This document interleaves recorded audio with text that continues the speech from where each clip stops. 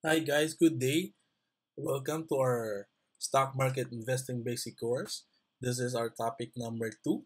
So I'm gonna discuss here why you should invest in the stock market. So hindi lang sa bahay, sa business, sa time deposit, sa banks. So I'm gonna discuss bakit, no, the importance of investing also in the stock market. So again, I'm Leonard Junicio. So it's my joy and honor to teach investing and personal finance sa ating mga kababayan, no, at sa iyo na nanonood nito. And again, sino ako? I'm a certified public accountant by profession. I'm a registered financial planner. So I have a personal finance blog, PinoyFinancialPlanning.com. I have an internet marketing blog also, which is mastermindmarketing.ph. So this is all about online marketing, social media marketing, creating your own website, blogging. So dito yon. And I'm also an entrepreneur, so I have a t-shirt online business that's Likot, and I have a food business with my friends, Busog Inc., which we have right now is a crispy pata store and a goat racing, agriculture. So lastly, I'm also a part-time speaker for True Rich Club Caravan and Kirigma Conference. And why you should invest in stocks? Lauren, but mag-invest pa ako dyan, di ba? I have time deposit, I have my own house, I have a rental property, I have my own business. Why stocks? Why should we invest in stocks? Also, ba't kailangan pa namin consider yan? So, actually, stocks outperform in the long term. So, nakita nyo, in the annualized returns from 1926 to 2012, mas mataas, no? Average 9.7% return ang stocks compared to bonds, compared to T-bills, and inflation. So, mas mataas tingnan nyo yung graph na to, mas mataas yung return na nakukuha natin. Yan. And for the Philippine Stock Exchange, mas malaki na 14.9, no, yung nakukuha natin effective annual yield. So kahit sa 10-year span, no, 10.9 return compared to T-bills, treasury bills na 5.4 and inflation na 5%. So dapat mas mataas talaga yung stocks natin, stocks return natin. And risky ba yan? Yes, stocks are risky, no? Especially if you do it short term. And pero makita mo naman na in up years we have 16 positive returns, no, compared to the 8 down years. So from 1987 to 2010, mas marami pa rin, almost 100% more up years compared to down years. Yan. So kailangan natin mag-invest sa stock market because it beats inflation in the long term. Ano ba yung inflation? Consider this. Noong 1998, nakita mo, di ba, na yung 500 pesos mo, pag pumasok ka sa grocery or supermarket, paglabas mo, punong-puno yung basket mo. Noong 2005 naman, di ba, medyo kumukonti na, no? Yung nabibili mo sa grocery. And nakakalungkot, noong 2013, yung 500 mo, minsan isang grocery item na lang yan eh. And that's because of inflation. Yung value ng pera natin lumiliit as time goes by. So yung piso natin noon, hindi siya katulad ng piso ngayon. Mas maliit na yung purchasing power niya. So for example, if you have 100,000 today and nilagay mo lang siya sa ilalim ng kama mo, after a year, 100,000 pa rin siya. So kung nilagay mo lang siya sa kama mo, tinagay mo lang sa cabinet mo, and if you do it and invest it in a time deposit, that's 104,000, giving you 4%, di ba, in return. And what if you, in average, let's say the inflation rate is 6.5, so your money is or should be 106,500 pesos. So, you're losing 2,500 agad, di ba? So, nag-earn nga ng 4,000 yung time deposit mo. But yung money mo should be 106,500 to get its real value because of inflation. So, di ba mas masakit pa pag tinago mo na yung pera mo sa sa kama mo, sa cabinet mo, you're losing money because of inflation. Kala mo yung 100,000 mo same lang after a year or after 2 years. It's not because of inflation. And that's our main goal, no? To beat inflation. So if you have savings account that gives you 1% a year and inflation is 4 to 5% in average, so you should be thinking, no, na kailangan mabit mo yung inflation. Yung pera mo na sinisave mo, dapat mabit niya yung inflation. And for investing, they can give 6 and up percent. So, yun yung maganda sa investing. Yan. So, it's like a marathon, no? Na kailangan mabit natin yung inflation. So, let's compare, no? Investing in time deposits and in stocks. So, let's say if you have invested 1 million during the 1990, and interest rate is around 20.621%. So, investment value in 2004, that's 4.4%. So, the compounded rate of return in time deposit, your 1 million, naging 4.4, that's 6.2% compounded rate of return. So, malaki ba yun? Yes. Malaki na rin yung 6.2. And what if your 1 million, instead of investing in a bank, why not buy the bank itself? Let's say for this example, it's BDO.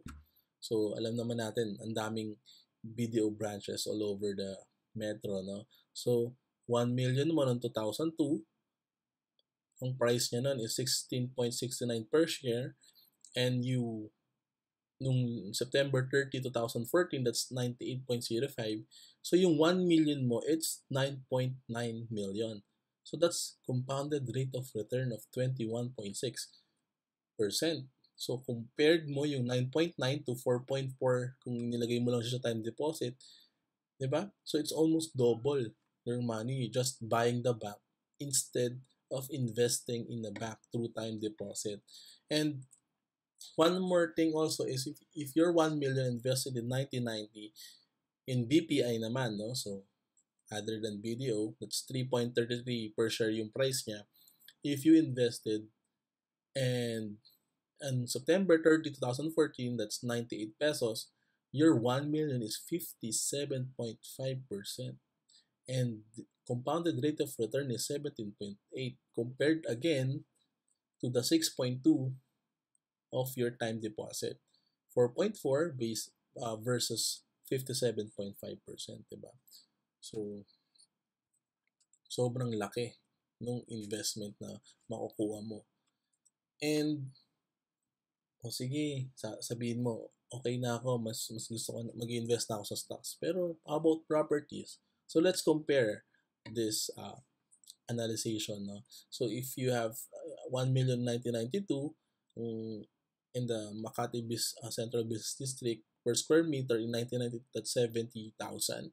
And per square meter in 2014, that's 350 per square meter. So, your 1 million is now 5 million because of appreciation ng value ng land, diba? So, that's 5 million na. So, the compounded rate of return is 7.6. So, what if you invested in a real estate company, no? So, yung investment mo na 1 million, 3.1, ang share niya nung 1992, 3.1 pesos per share. So, nung September 30, 2014, that's 34.95%. Not 34.95 pesos per share rather. And investment value in 2014 is 4.2. So that's a compounded rate of return of 12.4%. So compared kanina, if you buy the land, that's 7.6.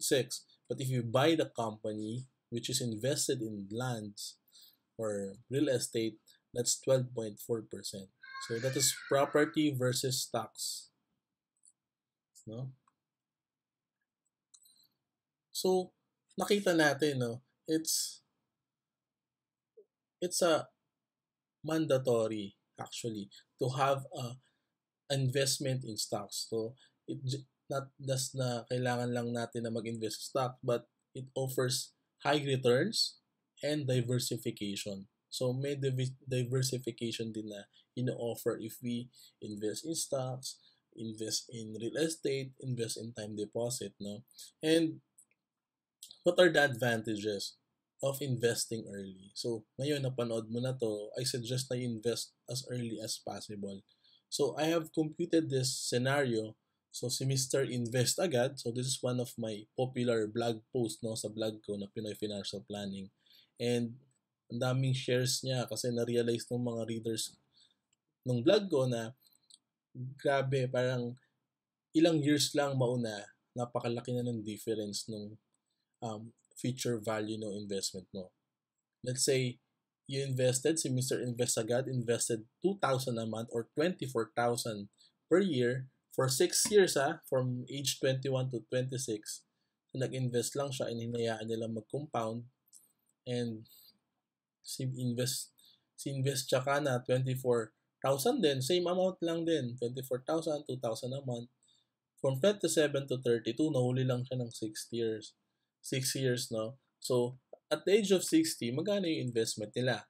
As in, with assumption of 12% a year, that's 10.2 million kay Mr. Invest Agad compared to 5.2 million kay Mr. Invest tsaka na. So, 5 million more. So, napakalaki ng difference, di ba? So, ngayon, nalaman mo na to, I suggest you start as soon as possible, no? So, if you invest early, let's say your target retirement is 5 million and your retirement age is age 60, no? So, giving more emphasis for you to invest early. So, let's say your age now is 55 and you have 5 more years to reach the age of 60, you need monthly savings of or investing amount of 68,249. That's 818,987 annual no requirement for you to reach 5 million. And if you compare mo siya dun sa 25 years old na age now and you have saving grace period of 35 years, you need just 1.5 pesos. So that's the importance of saving early. So when you save early, you need less monthly investment amount and your required yearly savings mas maliit din siya. So this is the benefit of saving and investing early. And the second na tinuturo natin, and this is from COL Financial also, is you need to invest regularly. So 1 peso mo ng 25 years old for 40 years, that's 7 million in 60 at the age 65. So if that's 35 years old, 30 years na lang yung investing mo, 3 million na lang siya. So this assumption na 8% yung per annum no nung return mo. So conservative po siya conferred sa PSEI average na 10%. So tignan mo, 45 years old, 20 na lang yung investing years mo, 55 years old, 10 na lang yung investing years mo, lumiliit ng lumiliit. Kasi mas maliit yung investing horizon mo. Again, investing early and investing regularly. And what we suggest in the stock market, it's not risky because you invest for long term. So, getting this from COL Financial, even na may mga crisis tayo in our history here in the Philippines, it's still, the stock market goes up. So, pataas pa rin yan. But yung mga bumababa, those are buying opportunities. No? So, we need to invest in long term to be safe. to be safe. So, next topic naman, we're gonna discuss how to start investing in the stock market. So, I'm sure gustong-gusto mo na malaman paano ka mag-start mag-invest in the stock market. And next topic natin, next video, ito yung i-discuss ko sa inyo. And again, thank you. So if you have any questions, email me at loransky@gmail.com. Visit my blog, pinoyfinancialplanning.com, and message me or add me in FB, Laurent Junicio, and follow me Instagram, Laurent Junicio. Again, thank you for listening and good day.